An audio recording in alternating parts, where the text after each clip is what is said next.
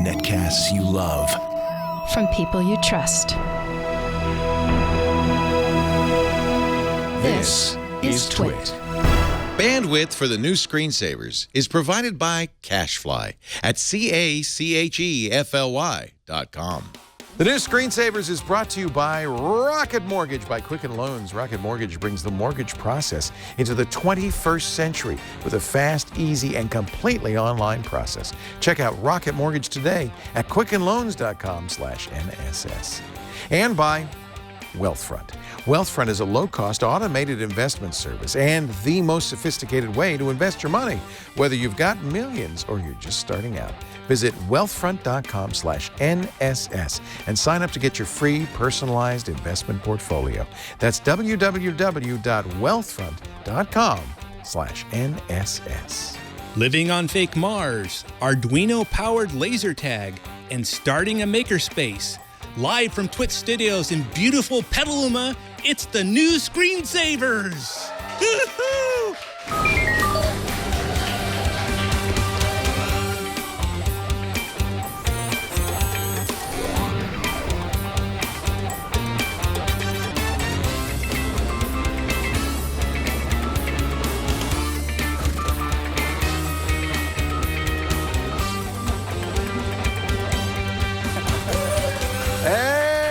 Screensavers time. Hello, everybody. Laporte here.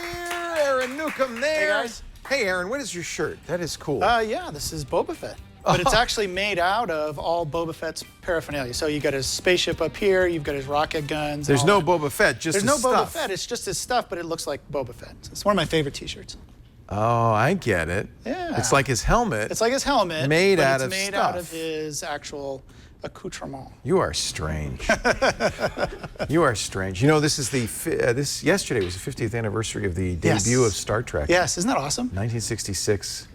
Wow. And it was a failure, kind of, right? It Yeah, didn't do very well. They only did a few seasons, and the network canceled it. Who knew it was going to be, become this legendary thing? Because it's all because of the fans, really. Because of the fans. The fans, I love that. they came out and they said, we want to do this, and actually it's a lot like your show. Yeah. To some yeah, well, I was canceled. Yeah. Yeah. And then the fans came back and they said, we want Leo. Yeah, we want Leo's hair.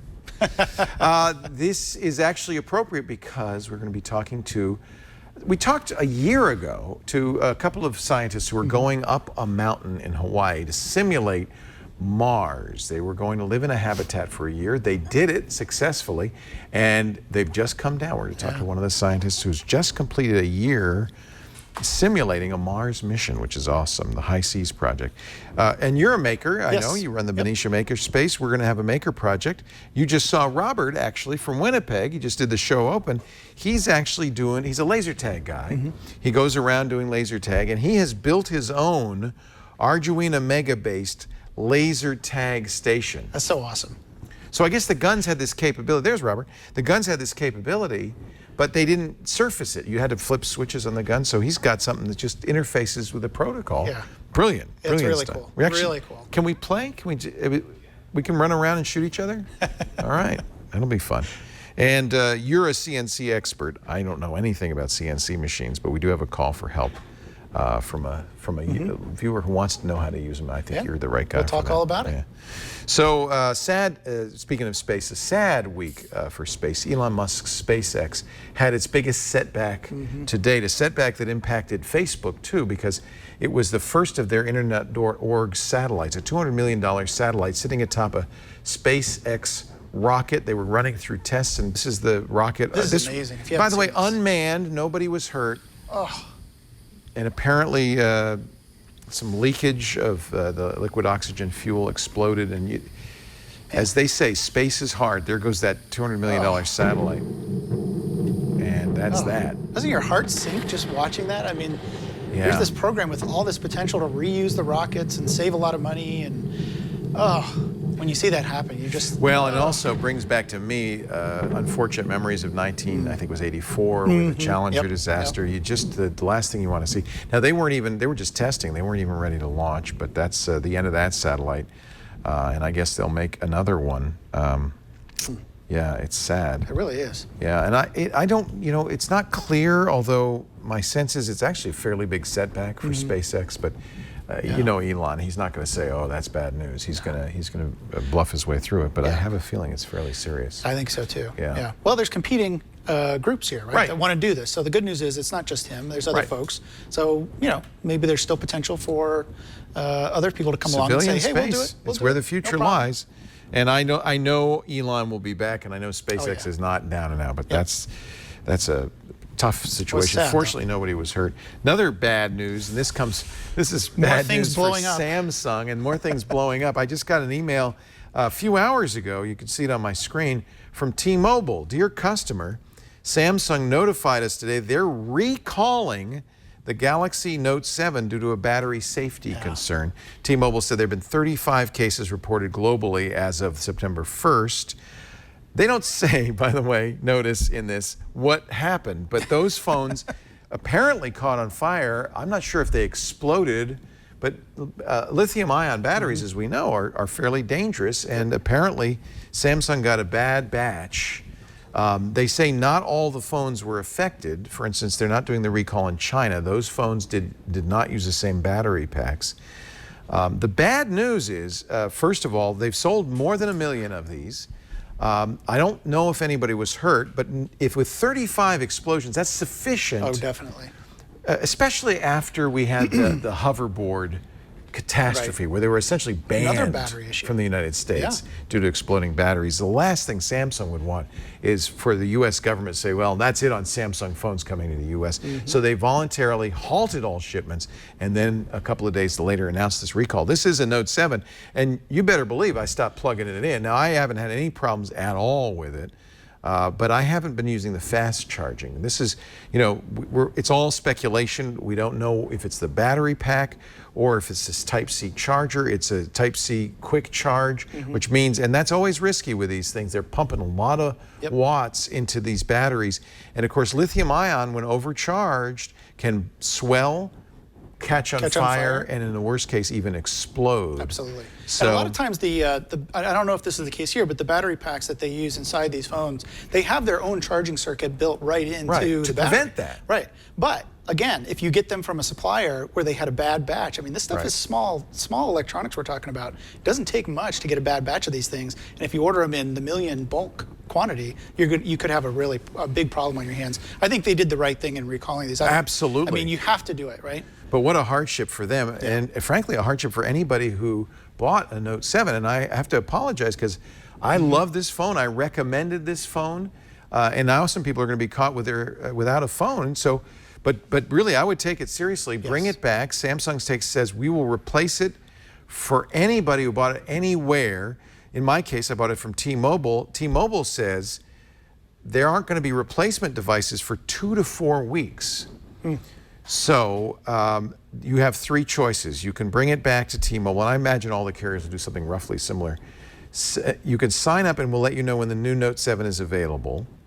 You can switch to a new device, and T-Mobile says we are going to have replacement devices, not Note 7s, obviously.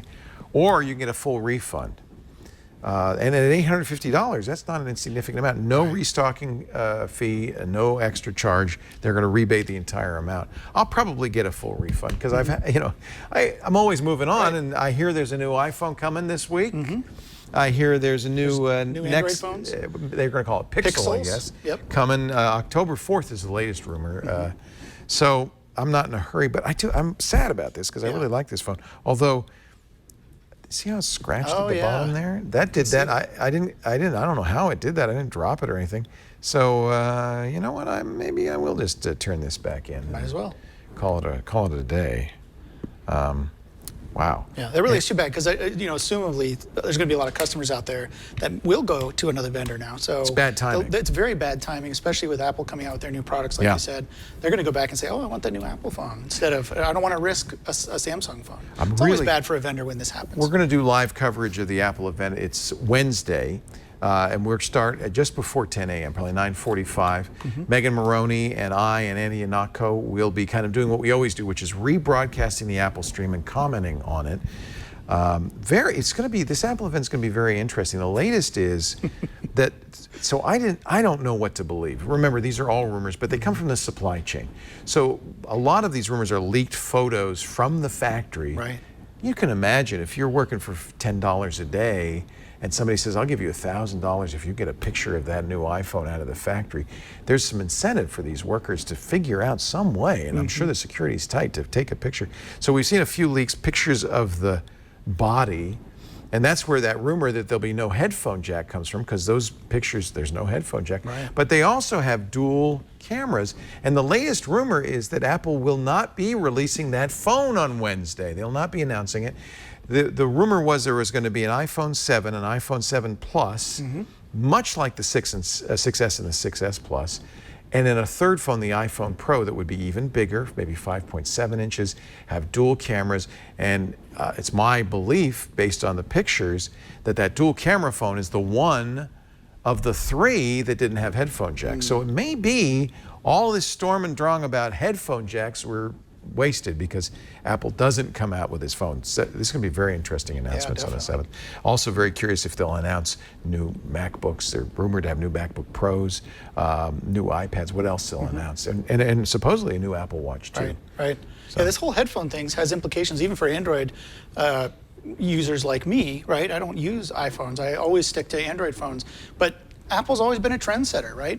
So if they take the headphone jack out of their phones, what's to say the headphone jack won't disappear out of Samsung phones or Nexus or now Pixel phones? And I love I love having that backup, even though I do use a Bluetooth headset a lot. I love having that backup of being able to just plug in any headset I want and listen to my music or listen to a podcast. Well, that's why this Note 7 story is kind of interesting, because maybe it gives Apple a second chance to woo people over to a big phone minus a headphone jack. I don't know what's going to happen. We're, it's going to be interesting. A lot of times these events are kind of anticlimactic because we've, heard all the rumors, and so there's nothing new. I think there's going to be stuff to watch. We'll be doing it on Wednesday.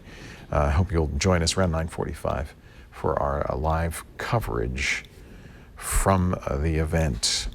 Oh, I'm really excited because we talked to these people before they went up. Now they're down. We're talking about the Hawaii Space Exploration Analog and Simulation, or HI-SEAS. HI-SEAS. If you want to figure out what it's going to be like to live on Mars, you need to practice. That's right. You need to try it. You need to see experiment.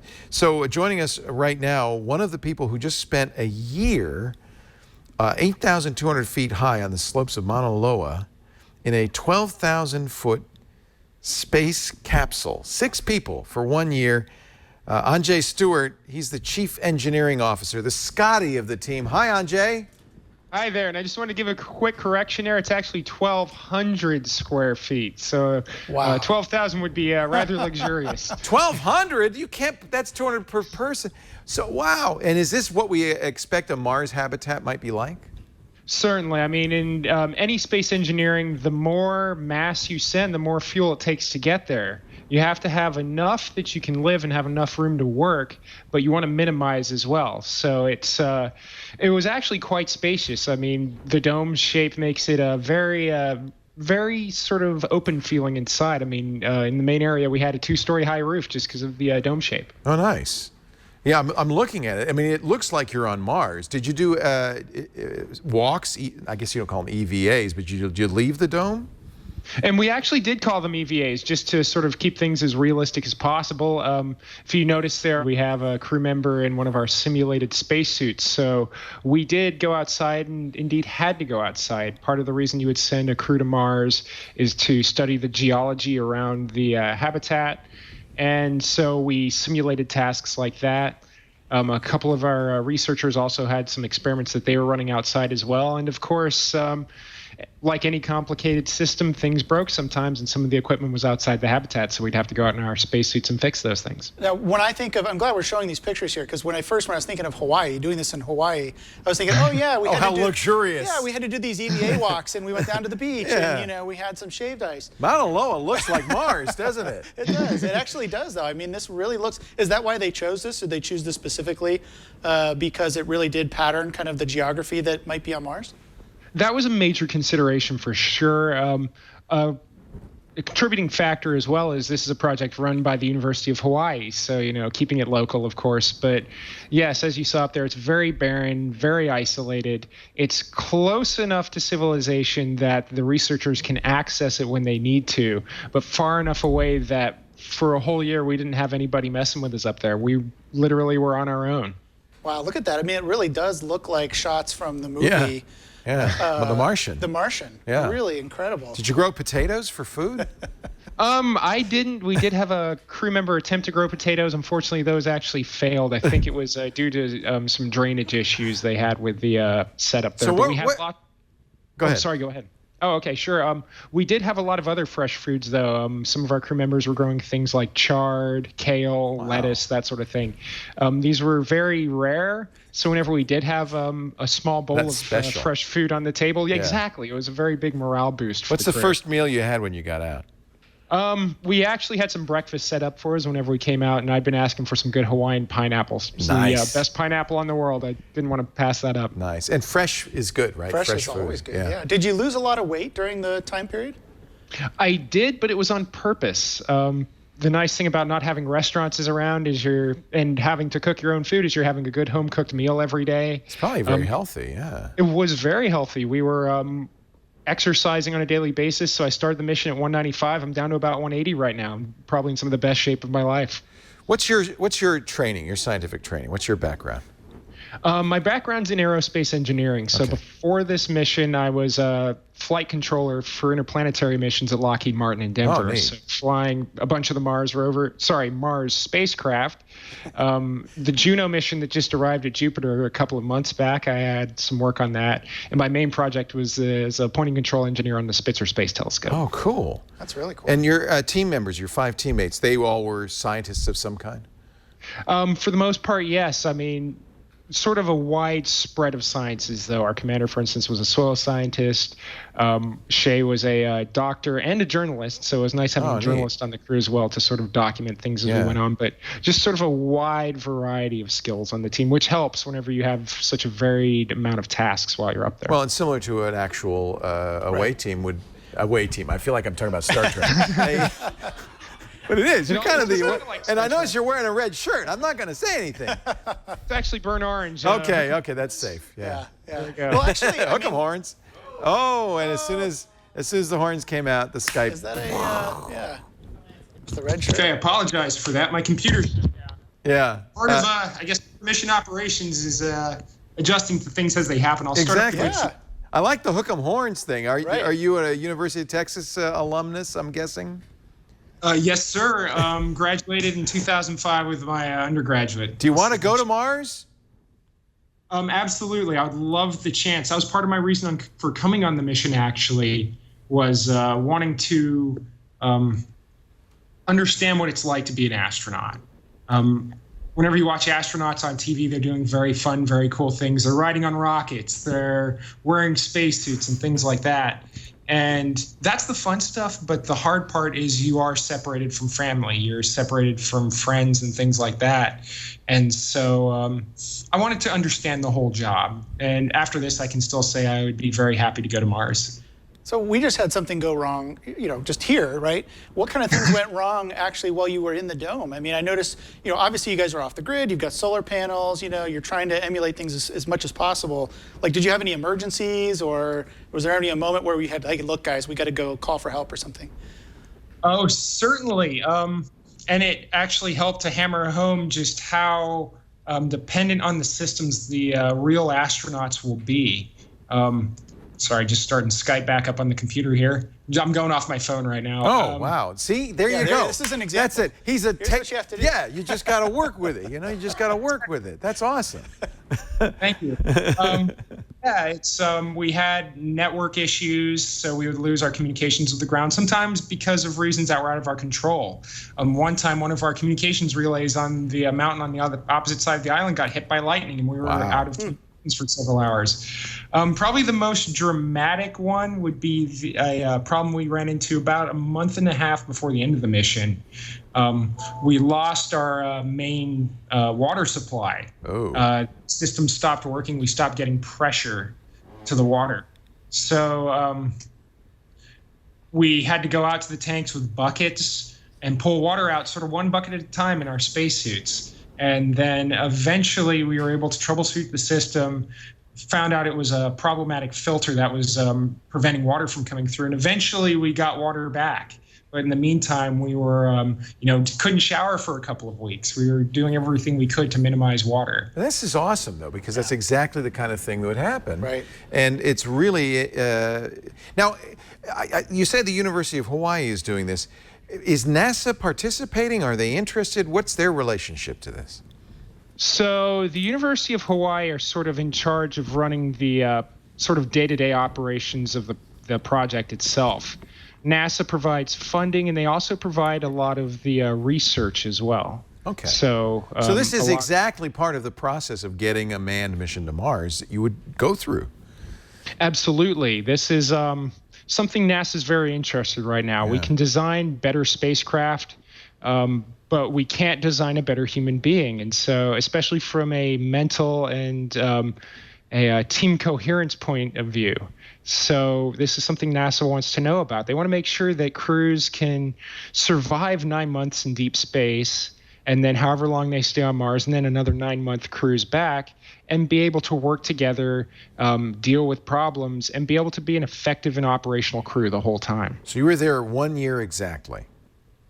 Yes, sir. The longest mission yet. It was a leap year, so we were there for an extra day, too. So 366. We took advantage. And by the way, he's not going to let you forget that. No. And I'm guessing your wife isn't either. You're married. Yes, sir. How did your wife react when you say, honey, I'm thinking I'm going up on a mountain for a year? I'm very lucky to have a wife who also works in space flight. I would love to be an astronaut as well, and was very understanding as to why I'd want to do something like this. She's next. And by the way, they're still looking. They're good. You got 2 more missions at least, right? 8-month missions this time. Correct. And they'll be shifting their focus a little bit to looking more, now that we sort of know some of the effects that go on, how do we select a crew that can deal with those? So they'll be working on sort of optimizing how they select crews for these missions. Were there psychological issues? What were the challenges? Well, it's if you've ever had a college roommate, it's sort of the same thing taken to an extreme. It's people have different points of view, come from different cultures and backgrounds. So sooner or later, you're going to run into a disagreement. And unlike in the real world, where if somebody really gets on your nerves, you can leave the room or you can go find something somewhere else to blow off steam. When you're stuck in a dome, you can't. You have to find constructive ways to deal with those situations. So it's you had to work through things. And again, that's part of the research as well. The researchers would like to sort of understand if there's perhaps some way to measure how the astronauts' moods are, and if there's a way they can sort of step in and suggest perhaps exercises to help crew get through things before things become a bigger problem. So we talked a little bit about things that went wrong mechanically, but I always love to ask engineers this question whenever I talk to them: is what did you learn that you didn't expect to learn? Is there anything that came out of this where I had no idea that we would find this thing out through this process? Again, it was very interesting just listening to the researchers afterwards. For reasons of simulation fidelity and things like that, they can't tell us exactly what they're looking for during the experiment. But I guess for me, rather than from the NASA perspective, just sort of an overall perspective, it was very interesting to be sort of in this world where you're focused on the best of humanity. We heard about some major events, the attacks in France, the attacks in Orlando, and things like that. You had a French crew member, right? Yes, sir, and that affected him very greatly. apart from that, we didn't, if you watch the news, there's sort of a big long stream, or on social media as well, we're at war with this country, or, this murder happened today. And we're somewhat sheltered from that. So you didn't have TV feeds, you had limited radio feeds, the kinds, frankly, you'd have on Mars, very limited communication. Exactly. And one thing we had set up with our mission support team was to have them send a science news or fact of the day every day. Oh, neat. And it's different just sort of being in this environment where you're focused on the best of mankind. What did we learn today that we didn't know yesterday? What a good idea. And so it's just interesting to come back to that. Yeah, and now see you're sort back of in the how- real world and it's all crap. Right. I Well, would not do all this. crap, I would do but, this just to get away from Twitter for a year. Would be awesome. Well, it's it gives you sort of the perspective that as a species, all this bad stuff is going on, but there's a lot of good stuff going on too, and it sort of gives you sort of the drive to focus on that good stuff and to pass on that enthusiasm and get everybody else sort of looking at the world that way as well. Love it. If you'd like to apply, you have a couple more days. They're actually accepting applications through September 5th. There are 2 more missions, and there's an application form on the website, on the High Seas website. Boy, that'd be cool. Would you do this again if you were offered it, Andrzej? Or are you gonna save it for Mars now? It depends. Of course, I'm sure my wife, Christy, definitely would like me to be, more on the ground for a little bit before I do something like this again. But, depending on what came along, where I was in sort of my personal life, perhaps another simulated mission. Probably not this long, just because, again, I've got the family commitments. Yeah. And, of course, if NASA came along and told me I could be a real astronaut, hey, you can send me anywhere you want. Me too. Me too. I just want to say, who wouldn't? Wouldn't you do that? Absolutely. Yeah. I would go to Mars. Mars. Even if they said you can't come back, like this is because there's one possibility is it's a one-way trip, and you're going to be a colonist, not an astronaut. I would do it, and I'm old, so I don't mind. Right? Just telling you, NASA, I don't mind. This is so cool. I'm so glad, and I know we're keeping you from your flight home and a reunion with your wife. I know you cannot wait, and I'm sure Christy can't wait either. So we'll let you go. I just want to thank you so much, Andrzej, for visiting with us and for doing this. And I am so excited about the notion of people going to Mars, and I really hope this becomes a reality. I love seeing us take steps towards it. Right? Yeah, it's a lot of fun. Absolutely. And for me, that's sort of focusing on, pushing us further and further. There's sort of this great unknown and lots of stuff out there for us to explore. And I'm personally excited to be contributing to the science that'll help us get out there. Your timing is perfect. You came back on the 50th anniversary of Star Trek debut on TV in 1966. hi-seas.org if you want to know more, or apply. Why not? Maybe you get to spend some time on the mountain. Thank you so much, Andrzej. Have a great trip home. Will do, and thank you for having me on the show today. I appreciate it. That is so cool. Thank you. That's awesome. That's so cool. I'm just putting myself into that whole experience now as we're talking. I'm like, what would you do? Close quarters, I got to go to the bathroom. Like all of these little things that you don't think about until you think about, oh no, we're actually going to be living in a 1,200 square foot with 5 other space. People. Yeah. And I got to make it work. It's just I think my dorm room must have been, at least half that big, and I only had 1 roommate. So I don't know how they do that with 6 people. We talked to them. Who did we talk to, Jerry? A year ago on this show, we talked to somebody before they went on. Wow. 2 other crew members. So you can go back to the early, a year ago screensavers and see them before they went in. Before they went in. And now Andrzej after the year is up. Very exciting. We're going to go to IFA, to Berlin, with Father Robert Ballecer. We told him he could bring 3 things back. We'll find out what those 3 things are. His 3 favorite products from the IFA trade show in Berlin. But first I want to talk a little bit about Rocket Mortgage. That's appropriate. It doesn't take you to Mars, but it does do something that a lot of people would like to do, which is take all the paperwork out of applying for a home loan or a refi. Rocket Mortgage comes to us from Quicken Loans, which is really one of the best home loan groups in the country. I mean, they're just fantastic.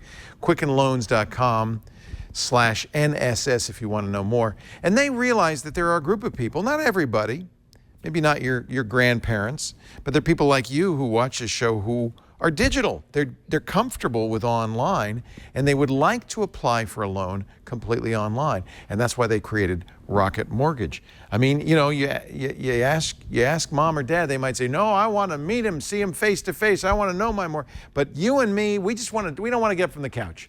We want to do it on our phone, on our tablet, and Rocket Mortgage lets you do that. You can even submit all your paperwork, your bank statements, your pay stubs with a touch of a button. It's completely online. That's going to be more accurate, and because it's completely online, it's also fast. It's fast. You're going to get approved in minutes for a custom mortgage solution that's tailored to your unique financial situation. That's what makes Rocket Mortgage unique. They wanted to reach geeks like you. They wanted to reach out to people like us who like doing stuff online and tell them about it. They came to the right place, Rocket Mortgage. You can find out more at quickenloans.com/NSS.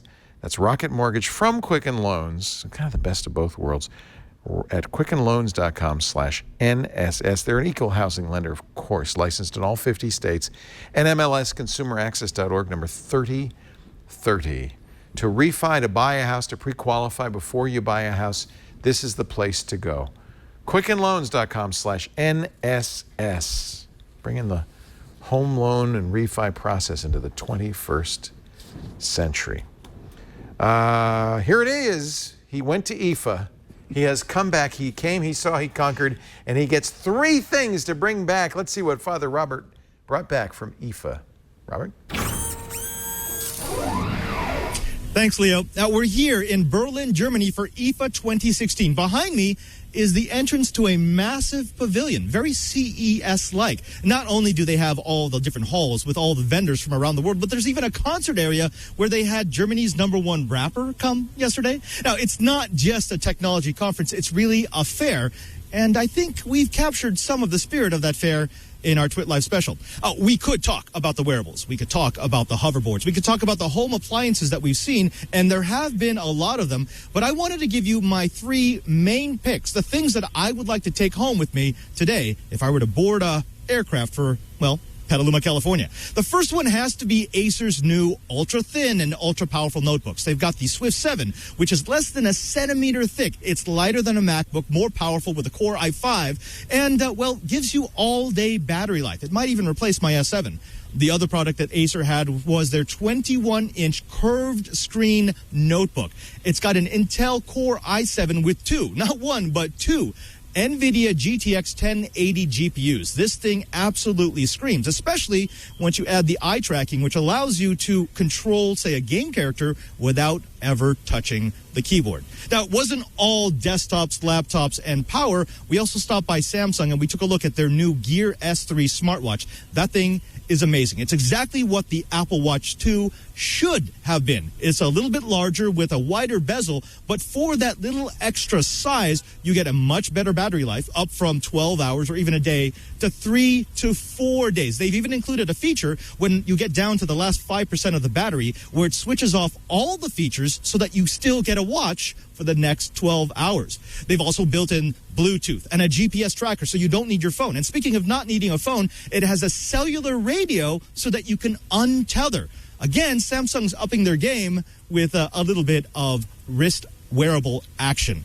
Now let's move on from Samsung to something that I think could affect the entire smartphone industry, and that's what Sony did with their new Xperia line. It's a feature that is battery safe. Here's how it works. Lithium polymer batteries like to be around 50% charge. Anything below that or anything above that, you actually start to destroy the little layer between the electrode and the cathode, and you destroy the chemistry inside of the battery. Well, you can't really do that. People like getting a full charge out of their battery, so what they've done is to create a piece of software with a very sophisticated algorithm that learns how you use your phone. For example, if you wake up every morning at 8 o'clock, it realizes this after a week or two, and so it will only charge it up to about 70% until an hour before you're supposed to wake up. Then it will take it to 100. What this means is that you go from having a battery that will last you 16 to 18 months to a battery that could last you for 5 years. With today's more advanced phones that we keep for longer and longer, that is a very welcome sign. Now, we've got far more than this. We've got 3 full days of Twit at IFA 2016. So please, everyone needs to check out our IFA Twit Live specials. I'm Father Robert Ballecer, the digital Jesuit host of Know-How and This Week in Enterprise Tech on the Twit TV network, going back to the studio with Leo Laporte. Wow, I want all three of those things. I loved my Acer S7 laptop. It was a great laptop, and now it's even thinner. That S3, they didn't say price or availability on the Samsung Watch. Right. And the other thing I'm worried about is, I was just about to turn back my Samsung phone. Right. I think in the past you've needed a Samsung phone. I don't know if you have to or not with that. But, and I love what Sony's doing with the Xperia battery, although I can only imagine that everybody else will immediately follow suit. I would expect that. Strangely enough, battery tech is the one thing that is being innovated on in these phones. And we've said for a long time, it's very iterative now. There's not a whole lot of new features. No, but the batteries, that's the one big thing. People definitely they want to get more than a day's worth of battery use out of their phone. I wouldn't be surprised to see Apple announce something similar on Wednesday, just because, oh, wait a minute, quick, get that software out. It's just software, right? And probably not something too complicated. Would you like to do a call for help? This is all yours. Oh, yeah, I can't wait. This is an exciting topic. Let's go to San Diego. Gyron is on the line. Hi, Gyron. Hello. Wow. Where are you? I'm in my sort of office/man cave. I like it. Look at that. To victory, say the it's what is that? That's Dalek, yeah. And then they did a really amazing episode of Doctor Who in about the second season, I think, where Churchill was employing a Dalek. Wow. Patient our time. And I see I love the toaster, TARDIS toaster. Yes. What is that? That's weird. It's two different ideas mixed together. Like, what does it look like? Well, it looks like a piece of TARDIS toast. Yeah. Pop TARDIS. A pop TARDIS. Nice. Oh, my God. All right. Should have guessed that one. And I'm guessing you're from down under originally. Yes, indeed. Nice. That's great. Well, what can we do for you, Gyron? Well, a few years ago, I bought a CNC because I was interested in the whole 3D printing and all that stuff. And I thought, it'd be neat to be able to make stuff out of stuff other than plastic.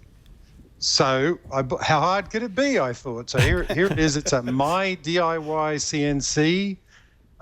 It's a pretty neat project. It's all open source design. And it's basically just a Dremel and 3 stepper motors. But I couldn't work out how to use the thing. It turns out to be a great deal more complicated than 3D printing. Right? I can do a 3D design and put it in a slicer, and it's sort of obvious how to do that. But with this thing, you've got like an existing block. I couldn't work out how to tell it where to start cutting for the block, and you've got to be able to change tools. And there aren't, at least a couple of years ago, there weren't any good instructions online. I found books, but they were textbooks for college courses that were like $200-300. So you built this yourself? No, it's a kit, right? Well, you can get it as a kit. I bought it assembled. It was like $500, something like that. For $20, you can get the drawings, the bill of materials, the plans, everything you need, and build it yourself. But I think you were right to probably buy it pre-built. Yep. Have you ever been able to use it at all? Well, I could get it to move around and stuff, but I couldn't work out how to design something and then cut it out of a block of material. Right. So that's my question for you, particularly Aaron. How do I learn to use this thing? Okay, so let's go back a little bit and talk about what CNC is, first for those who may not be familiar with this. So CNC is actually computer numerically controlled. So you have basically some motors. They're moving on the X, Y, and Z axis at least. They also offer machines that do 5-way axis, 5-axis machines as well. But at least X, Y, and Z. So what it does is you got a little drill head, as you can see the machine in the background, and you send it commands, and the commands say go up, go down, move on the X axis, move on the Y axis. It's kind of like a automated Dremel. It is like an automated Dremel in a lot of ways. In fact, also 3D printers use this technology as well. It's basically CNC technology that moves the print head around with some additional things that say extrude the plastic at this rate. In this video, it's a ballpoint pen as the head. Yep, lots of people have done PlotterBot. If you go look up PlotterBot, you'll see how to do this. There's lots of different ways to use CNC, but it is difficult. So there's several things that you need to get started with this. First of all, you need some sort of CAM software. You may have heard of CAD, computer-aided design. This is a computer-aided machining. So you need some sort of CAM software. We used to talk about the category as CAD-CAM. CAD-CAM. And a lot of times if you look at software packages like AutoCAD, for example, they come with CAD and CAM. And I'm going to tell you about one of those that you can use with your machine in a minute. So you need some sort of CAM software. And you also need some way usually to send the instruction set over to the machine. So basically, the output of the CAM software is these coordinates, these X, Y, Z coordinates, and that's called G-code.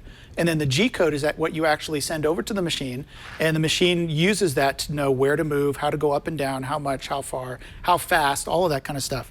So one of the things that I found when I heard we were going to be talking about this, I got all excited, as you can imagine. There is a good Instructable. If you go to Instructables and look up My DIY CNC, you can actually see, and this is actually by Tony from My DIY CNC, and he actually takes you through how to get started, how to create your G-code, how to send it over to the machine, lots of good steps, and lots of things to watch out for specifically for the My DIY CNC machine. So that's what I would highly recommend going to first. And I was really glad to know that he actually recommended some of the tools and software that I was just about to recommend. So the first one of those that you need to know, free software here, is called MakerCam. So if you don't have any CAM software and you don't want to go buy an expensive package, you can go to makercam.com. It actually runs in Flash. They need to update their site, just saying. But it still works. So you can see it here on my screen. I've just loaded some boxes in here. And you can zoom in, zoom out, take a look at the work. So it works in your browser. That's works neat. in your browser. And you can load an SVG file. And then you can actually go in and create tool paths. If you want to, you can generate tool paths.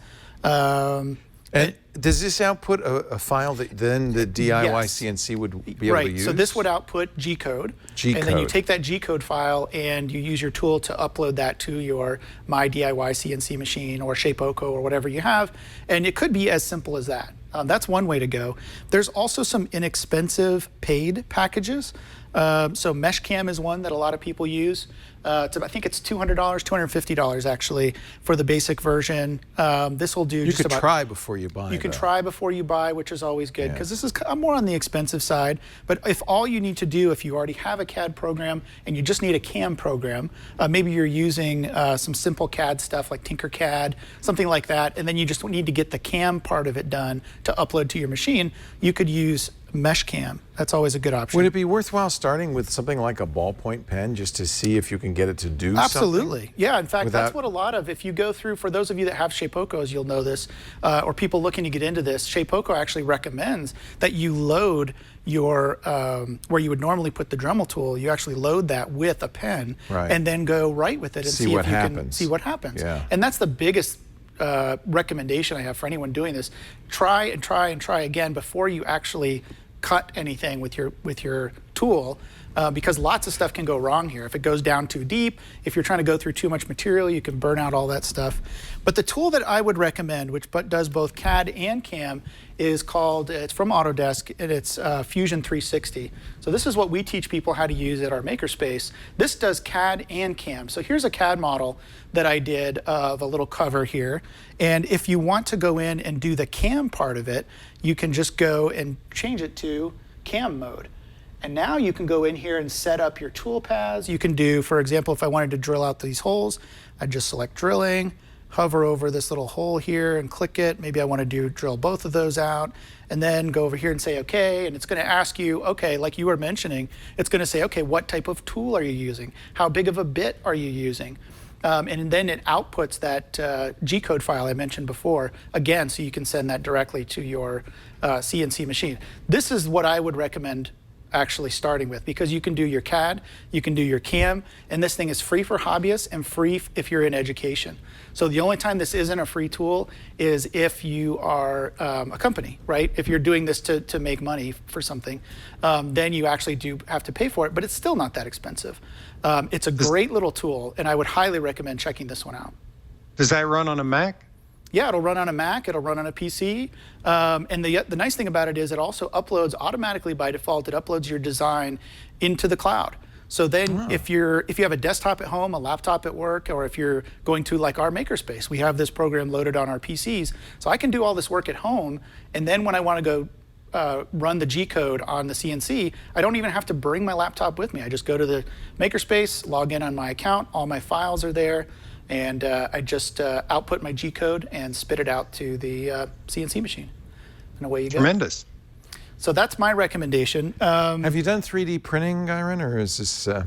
I have been on 2 different Kickstarters for 3D printers. The first one came and the printhead didn't work. You're and a then the sucker company for all went this under. stuff. I'm waiting for one called a Tico now that's supposedly coming any day, hopefully. I mean, I honor your desire to get this stuff working. And the thing to understand, I was told this, both for 3D printing and home CNC, is we're kind of in the Apple I era. I mean, we're really early days. Yep. Maybe now we're Apple II. Yeah. But if you think about, Gyron, if you were sitting at home 30 years ago and you'd bought an Apple I, it'd be very much the same thing. Well, now what? What do I do with this? Right. Yeah. You get this nice fancy thing and you don't know. It's like, okay, hello world, what do I do?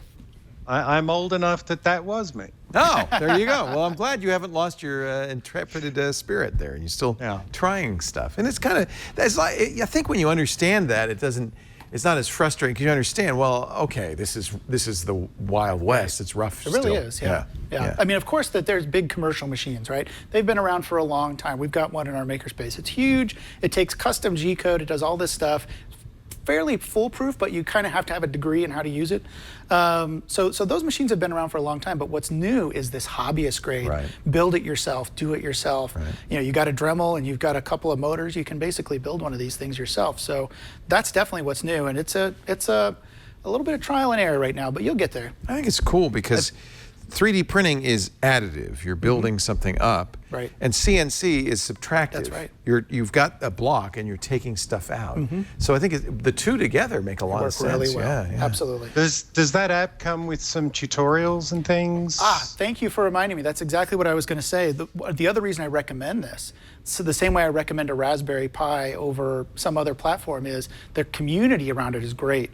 There's a whole suite of tutorials from Autodesk, but there's also tutorials that people have run. If you just go to YouTube and look up Fusion 360 Cam, I bet you'll come up with 200, 300, 400 links of people that are showing you exactly how to use this. And there's probably some links out there that show you how to use it for your CNC machine. Certainly there was, when I was looking up how to do this for Shapeoko, there was hundreds of links of people showing you how to get the right settings in there for the G code and all that stuff. So that's another reason I'd really recommend this, is because it has a great community built up already around it. Autodesk is so smart because, of course, they're the leaders in CAD/CAM. But this way they get people in the front door, get their feet wet. CAM for Fusion 360, and it's free for non-commercial use.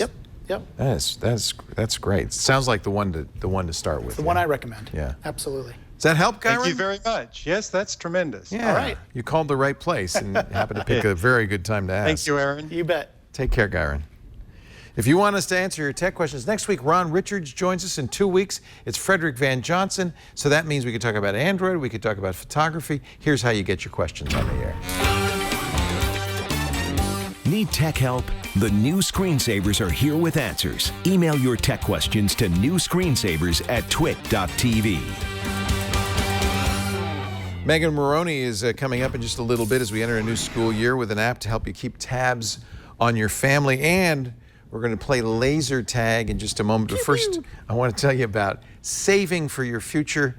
This isn't lecture time, but you really ought to save for your future. I don't care what age you are. In fact, Matthew, you're young, you're in high school. Now's the time to start. The younger you start, and you don't have to put a lot away, but because of the magic of compound interest, the magic of compound investments, you will be so much farther ahead than if you start 10 years, 20 years, 30 years later. I think a lot of times people start long-term savings later in life because as they get older, they start to realize, retirement's around the corner, or you have a family and I've got to save for the kids' college fund. Or maybe you want to buy a house. You don't think about that when you're in your 20s, but as you get older, all of this stuff really is important. But the real trick of the puzzle here is, how do you do it? Do you do all the work yourself, the legwork yourself? Do you put your money in a CD or in a savings account? No, the best way to do it, you've got to invest in the stock market, in equities, in bonds, and you got to do it the right way. And that's why I recommend Wealthfront. You see, a lot of people go down to that guy down the street, he's got the shingle out, wealth management investment counselor, and he'll tell you how to do it. He'll even manage your investment, but it's not going to come cheap. They charge, if you're very lucky, 1 or 2%, most often 3% of what you have under investment. That means your investments have to make 3% more a year, and that's just to break even. And that's not even counting all the hidden expenses and the transaction costs. It really can add up. Doing it yourself, that's a non-starter. Trust me, I thought I could do it. I read all the books, and then you kind of forget about it. You get busy, and pretty soon it's not being managed very well or at all. How about this? I got a better way, Wealthfront. Wealthfront manages your investment for you, not once a week or once a month or once a quarter. They're monitoring it every minute of every day, because it's computers. And because it's computers work cheap. They don't have to buy lunch, no 3 martini lunches for the computer.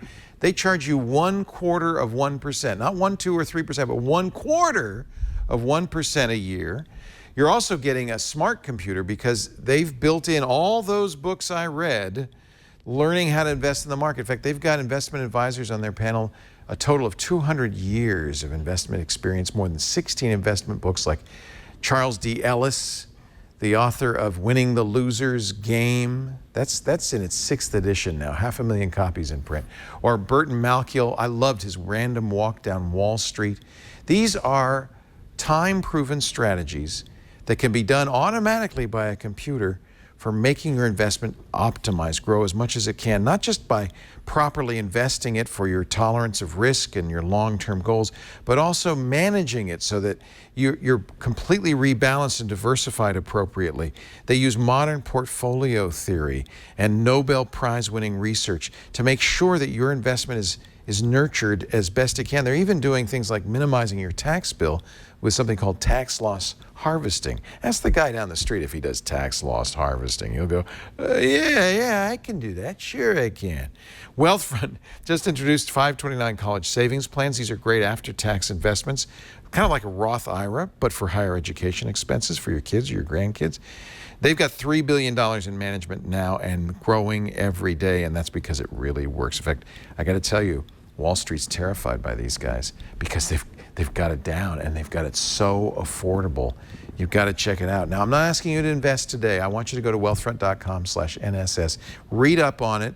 There's some free things you can do. They will make a portfolio for you if you just answer a few questions, the kinds of questions any investment advisor would ask you, although they've got it narrowed down. So there's just a handful of questions on your time frame, on how you feel about risk, and they will manage to put together a portfolio for you that you can have for free. That's how they would start you anyway. They also will look at your existing investments to see how diverse you are, how much you're wasting in expenses. They can give you a lot of information that's just really useful, and that's all for free. If you do decide to invest, it's easy to get started. Minimum investment, $500. So it's really easy to dip your toe in. For your first $15,000, it's fee-free forever. Not for the first year, but forever. Not 1/4 of 1%, but nothing. Go to wealthfront.com/NSS. Learn all about it. It really is a better way to invest, a modern way to invest. Megan Morrone is here with an interesting app that'll help you stay connected with your family. Take a look.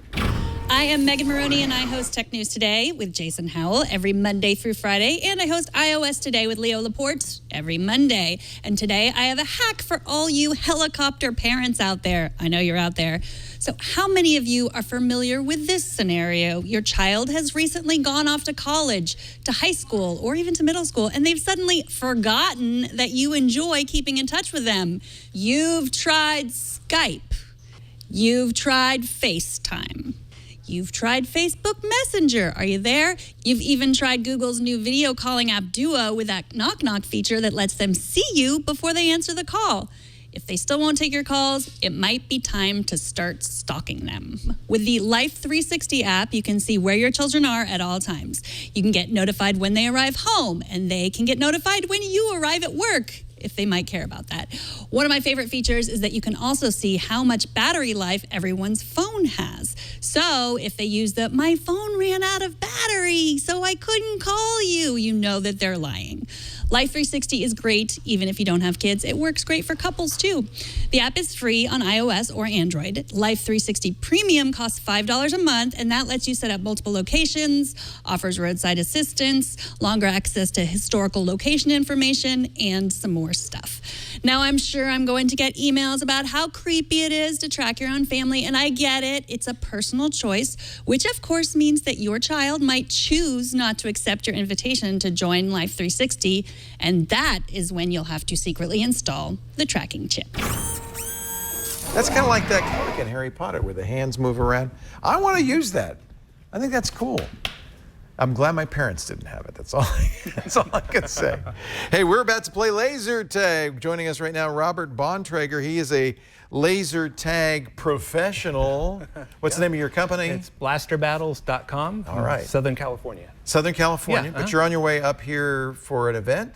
Yeah, there's a big two-day event up in Washington where we play laser tag at a decommissioned World War II fort. Oh, wow. And so we're going to be playing that over 2 days. I've only played the indoor laser tag, you know, the fun zone. Right. Yeah. Well, these are designed for outdoor use. This is what we use for outdoor use. This would almost be more like paintball without the pain. Yeah. If you want that, someone can like punch you in the arm when you get hit and stuff. So we can do that. You can add the pain later.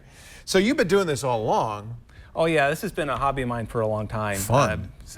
And these are from Hasbro, of all things. Yeah, Hasbro makes these, and this is the line. There's many different lines of flavors of laser tag out there, but the ones I use is from Hasbro. But these have limited capabilities as they arrive from the factory. You actually have to open them up and flip switches to change the settings. Well, yeah, on these, there's stock settings on here. So if you want to have like solo team or team 1 or team 2. There's a little switch. Yeah, and then you can say like 10 tags or 25 tags, things like that. But that's about it. That's about all you can do with But they have an API. There's a protocol. There is a way you can get more out of the games. You can customize it. And that's what you And that's what I have here, exactly. What a maker project, Aaron, this is right? awesome. Look at this. Yeah. I mean, this has to, talk about CNC. This had to be You laser built this cut, all right? yourself? I did this all myself. The only thing is I had a friend who was able to laser etch this thing, so I was able to get that done. But yeah, I was able to build this. Well, you don't want to look all janky when you go and you're getting paid to do this. You want to look like you're a trained professional. Well, also I wanted to look very sci-fi looking, you know, like a console from Star I think Trek. we're going to hire you for our next party at work. You should turn this on. Let's see what watch when the buttons. This thing looks great. Look at that. Oh my goodness. It is. It looks like Back to the Future, right? Yeah. Does it have a flux capacitor? Yeah. Now, what do we set the time for? The processor in here is an Arduino Mega. Yes. I started with the Uno, but I soon ran out of code space, so I had to go to the Mega. And you've got little OLED displays up here. here? OLED displays up here. This is really sweet. Yeah, I added this later. It was kind of sort of an afterthought once I designed everything. So it's still kind of a work in progress, but yeah. Still kind of a work in progress. This looks great. Yeah, I love this. Now, this has, you said it's an Arduino Mega on the inside, but it's also more than that, right? Because you've got a lot of buttons here, a lot of things that you need to connect, and even the Mega with its increased pin capacity is still limited. When you have to hook up hundreds of connections to an Arduino, you can't just do it, even with the Mega, right? Right. So how did you? Maybe we should open this up and take a look. Yeah, let's take a look. Show us what, because I tell you, you will be amazed at how many wires are actually I was amazed too once I figured out to start wiring what you were this going up. to need to do. Look at this. Whoa, dude. This puts my my bar top arcade controller to shame because look at this. Look at all these wires. It took me 2 weeks to wire all this up because I had to custom cut each wire, and each one has heat shrink tubing and on everything like that. So. Right. And so the Arduino, the logic board's down right here. There. Right in there. And then the real genius of this, I think, is working around how do you hook up all these wires, and that's over here, right? Yeah, I've got 2 boards. I don't know if you can see them here, but basically there's something called a parallel shift register. Shift registers, where you can scan all the inputs and you can tell which buttons are being active or not, and then you just basically shift all that data just in the 2 pins back into the Arduino. Yep. So you get 7 or 8 pins, I think. For each chip in, and then 2 pins go back to the Arduino. So with 2 pins worth of space on your Arduino, you can control 8 other things going on. And then you can daisy chain them. Yes. So I have, I think, about 5 of them here just going all into the Arduino. All into the Arduino. So you're not even really using hardly any real estate on the Arduino because you're doing it all with shift registers. It's a great technology for makers to learn about when they're thinking about building this kind of device. Let's get back to the device itself, though. So how does it work? I mean, you've obviously got a big dome up here with some infrared stuff on it. Yeah, this is the infrared sensor dome. Basically, the laser tag guns, they communicate over infrared. It's basically like a glorified TV remote. Right. Okay. So you register by shooting that at first? Well, basically what you do is, and I'll just show you how a hosting works real quick here. So I want to shoot somebody. So on here I can customize whatever I want. I can pick whatever like shields.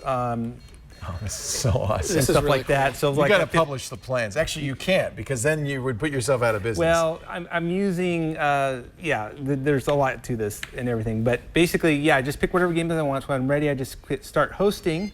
And this starts emitting information here. And so I'll just turn this one on. Oh, so this is really programming. Yeah. This is sending, now I can talk to each other. So now this is going to... How many teams can you have? How many players can you have? The protocol is that you can have about 24 players. Wow. 24 players total. On about 3 different teams. On 3 different teams. If you do teams or solo, 24 players total. What fun this would be. We got to do this for the company. Yeah. This would be awesome. Yeah, this would be a lot of fun to play. All right. So do I need to do that? Well, these are actually in the game right now. So if I shoot Jerry, does anything happen? But if you shoot the gun, so what you do is you aim at the red sensor dome here. Aim at this dome. Go ahead, there you go. I got him. So that's how you know when you hit. That's why I shoot you. Keep moving. Oh, now I got to reload. So I got to flip this down. Right. Put in another cartridge. I can't hit him. Wow, this is awesome. Stop shooting me. That's not fair. You're the pro from Dover. I know. I love that reload. I love this is the reload thing. So you press this button, the cartridge comes out, and you have to slam it every 10 shots, right? I love the pew pew sound too. That's Can you also have a dome on the players? Well, then that gives you a lot more sensors on your body and you're easier to hit. Yeah. So no, I don't want one of those. Yeah. No, so it's just on the gun. Yeah. This is fun. Yeah. This is really fun. cool. And I love the console. So who's winning so far? Only one person, you.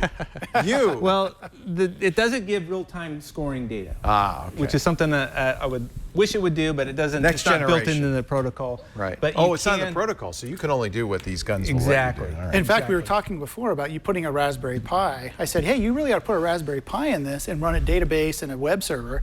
Then you just project this on the screen, right? Mm-hmm. And you can say, okay, player 1 has, 10,000 points, player 2 has 9,000 points, whatever. And it lists them all out. And it would be pretty easy to add to this, right? Yeah, I think so. In fact, the next step is to build your own. Game over. Wow. Game over. Game over, man. The next thing to do would be to build your own guns, right? Well, I suppose, that you could definitely do that, but there's a lot of great gear out there already. This is so fun. It's nice that you can just take advantage of, what's on the marketplace today, because you can pick these up on Amazon, right? Yeah, or, this is eBay. the Hasbro laser tag line. It starts back in 2004. So this is a consumer line, yeah, really? Exactly. Yeah. It has a lot of professional features. If you went with more pro gear, you're looking at about $100, maybe up to $300 per laser tag gun. These are a lot cheaper because you can still buy these on Amazon for about $70 for a pair. It's a lot more cost effective. I know, because they also make this in Nerf, and I got one of these, actually 4 of these for my son's frat, and they attacked a sorority. So I've already invested in these, but not as lasers. So I guess they're using the same kind of rough design as the Nerf, because this even looks like a Nerf. I thought it was a Nerf gun at first too. Yeah. Well, it even says Nerf on it. That's the Hasbro brand name. Yeah. That is awesome. And these hold up pretty well. I mean, you're using them pretty heavily. When I started my business back in about 8 years ago, these have been dropped so many times, and they still work great. What a great idea for a business. You just said, I think I should do this. Yeah, well, it's been a hobby of mine for a long time. And that's my promo video right there on blasterbattles.com. And that shows you exactly how the guns work. But I love laser tag, and I've been doing it for a long time. You didn't really need to do this, though. Well, this is just, I want to have more customizable games and stuff like that. Yeah. Most of the time, I'm dealing with little kids who are like 10 years old, and they just want to just run around and keep shooting each other. Just like we did. They don't care about scoring or anything like that. They just want to keep shooting each other. Right. So with this, I can max it out. I can say, okay, 99 tags.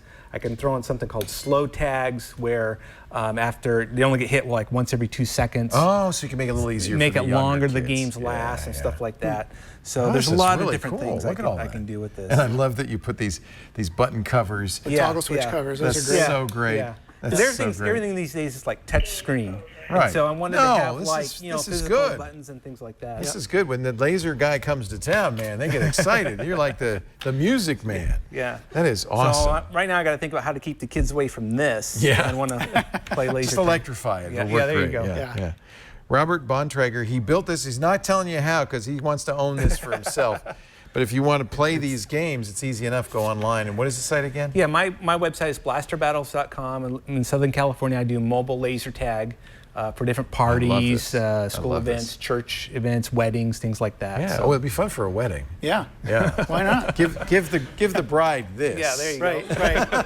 Yeah. And that has the grenade feature, right? Where it just blasts everybody. Yeah, there's What? Yeah, we were talking about this before. This is something that I don't have one with me, but you put a grenade in here, and you just pump this up several times, and it launches about 40 feet. So if you got about people like holding a bunker over there, you can kind of clear it real quick laser with them this. all out. Yeah. Nice. And this one I painted, of course. So. Oh, yeah. It makes it look a little bit more. That's so cool. That's awesome. Hey, what fun. Thank you. Yeah. You actually, Robert emailed us and said, I'm going to be passing through on my way to Washington. Mm-hmm. You want to see this? You could play some games? I said, heck yeah.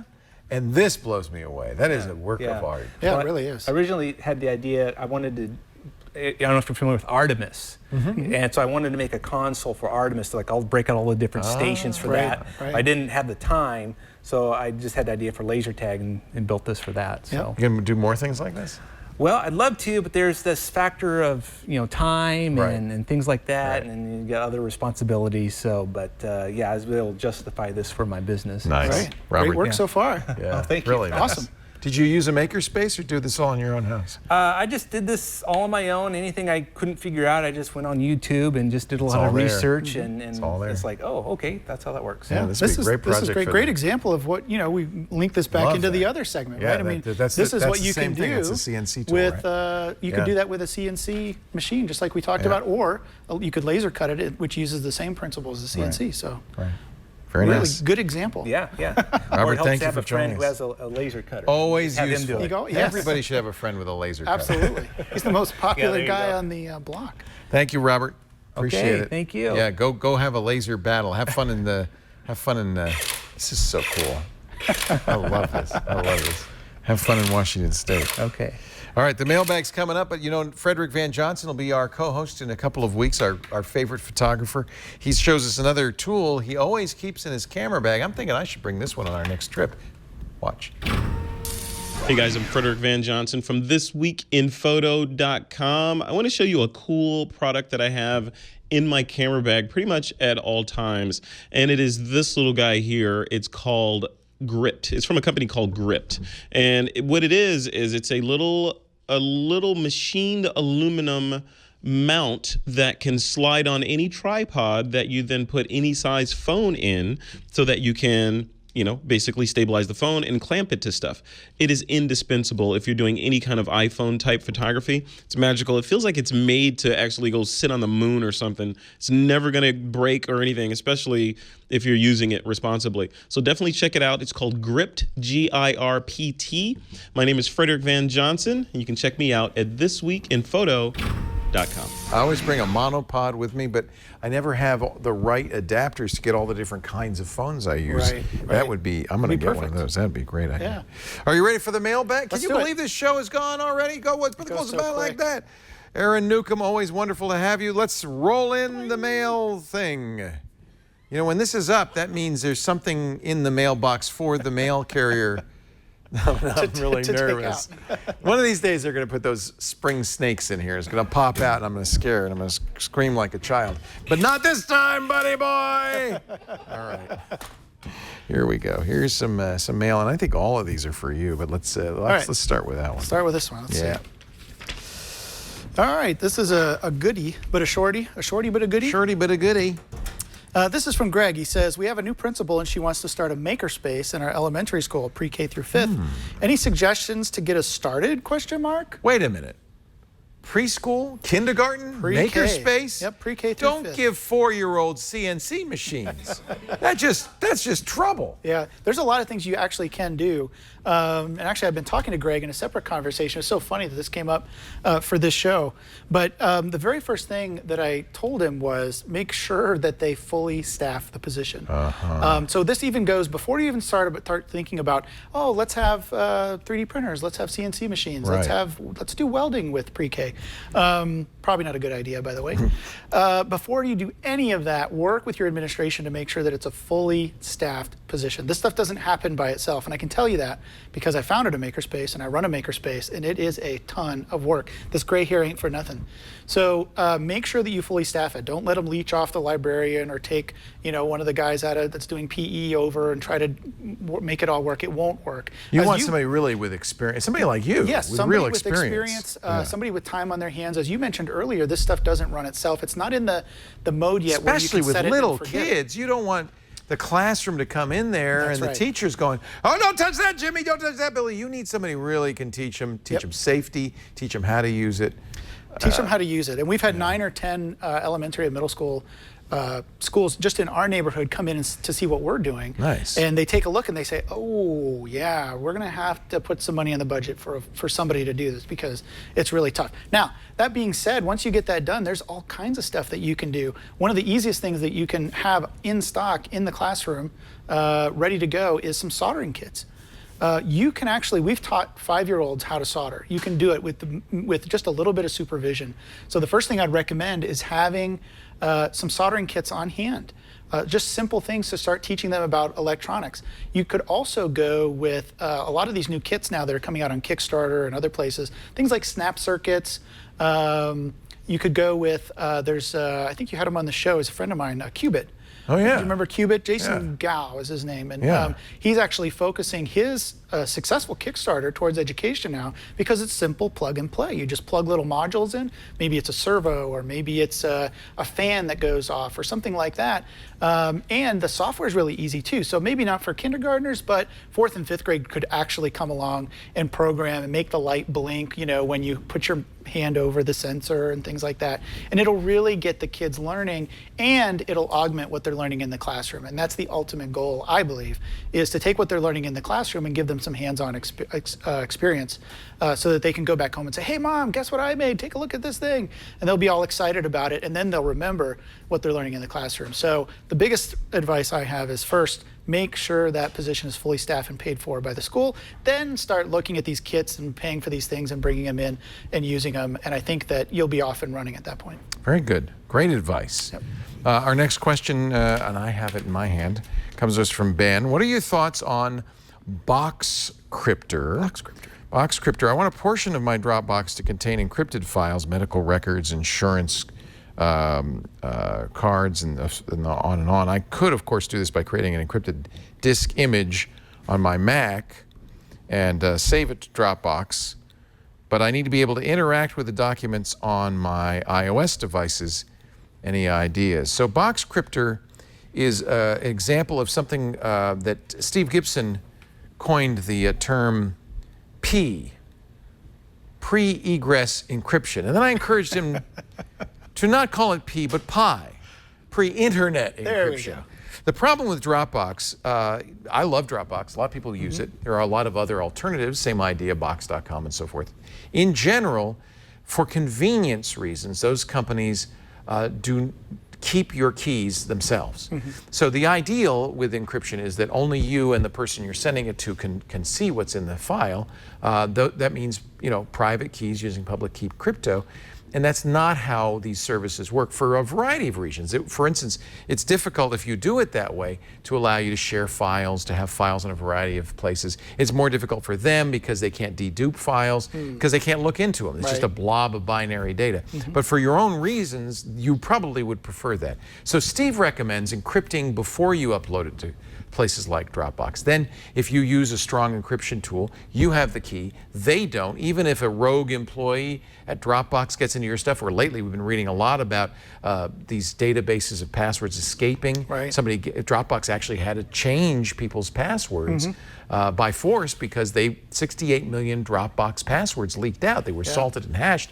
Doesn't mean that they would be good forever. So I strongly recommend, if you want to use Dropbox and you aren't willing to sacrifice some privacy, that you pre-encrypt. Now, Boxcryptor looks great. It's designed for Dropbox. As they say, it's made in Germany, so it has to be good. That's German engineering. Yeah, that actually, to me, is not the criterion I'm looking for. I don't want made in Germany. I want open source software. I think it's very important when you use encryption tools that you use encryption tools that are open source. That means it's possible, it's not guaranteed, but it's possible that somebody could come along, audit it, look at the source code, and make sure, A, that it's using strong encryption and is properly implemented so that, it's not easily broken by accident, and B, that there's no backdoor put in there for government agencies and the like. And unless it's open source, you cannot assure yourself of that. You have to trust Boxcryptor. So while I don't have anything to say bad about Boxcryptor, the fact that it's not open source to me seems to be a limitation. The good news is there are other choices. Of course, you can use tools like VeraCrypt, and it used to be we'd say TrueCrypt, now we say VeraCrypt, because those are open source and they are for the most part reliable, and even I think VeraCrypt is about to undergo auditing. There's a client-side version of Cryptomator that is Boxcrypt, that is open source, same idea. It's designed, it works on all the same platforms. It's free. You can pay if you want to help them, you can pay. And this is open source. Now, just because something is open source doesn't mean that it has been audited, but it just means it's much more likely that if there are problems, somebody will discover those problems and reveal them, and it will get patched. I just won't use encryption software that isn't open source, whether it's a GPG, which has had its problems. I mean, we just found out about an exploit with GPG. It doesn't mean it's perfect, but it just means those get fixed faster and people are looking at it. And so for this reason, I'd say instead of Boxcrypt, which is closed source, even if it's good by nice German people, I would say Cryptomator at cryptomator.org. Same idea, could be completely free. I don't know if it's as easy to use. Sometimes that's one of the side effects of being open source is the UI and the user interface, and maybe isn't as slick and elegant. This one actually looks pretty good. It does look pretty good. Yeah, I'm pretty impressed by it. And I would recommend it, especially, we just found out that Dropbox was hacked in 2012. And lots of other sources too, right? I keep getting emails from all of these different companies, and it's the same email every time. Oh, these things were stolen, and we've reset everybody's passwords if you created your password before this date. Yeah, Dropbox just did that. I got that email. This is what you do. You go to Have I Been Pwned. I love this site, haveibeenpwned.com. What's your email address? What's the one you commonly? I'll use mine. I don't want. You know what? Why should you suffer? Let me see if Leo at Leoville, my email address I've been using for 15 years. Oh no, it's been pwned. In fact, look at this.